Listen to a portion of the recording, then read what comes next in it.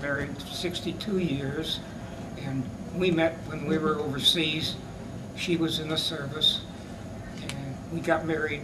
We met in New Guinea, and she was in headquarters, and I was in the Air Corps and in operations. And later, I flew back to be with her, and this was on the Philippine Islands. She says, "We're getting married today."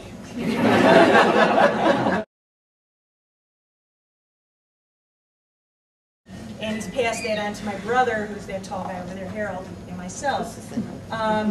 So what was interesting, because I had this one task for this family when I came to one of the committee meetings. They said, "Who do you know?" And this was just a piece of paper laid out on a table, and I started to go through looking at the whole tree, and I realized that I knew at least one person on every single branch all the way here. And so I took it upon myself to try and contact everybody, or at least one person on each branch, and say, help me get to the rest of the people.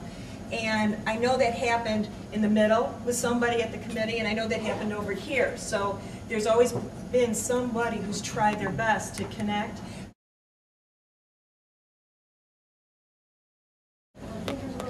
The line of Joseph Nudell was not totally covered.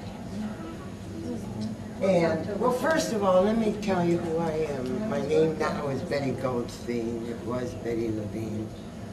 And my brother and myself did this 9 years ago. 13 years ago.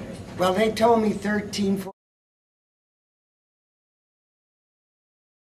I was in Israel in 1975 and met with Frida Strauss, who was a Karen. Right. And her mother, Leah, was still living.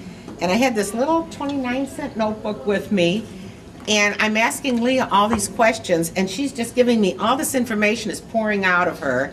And she told me that Isaac Kasper, at the age of 86 years old, still took the skins off. The family was 3 generations of tanners, so he was still being a furrier at the age of 86.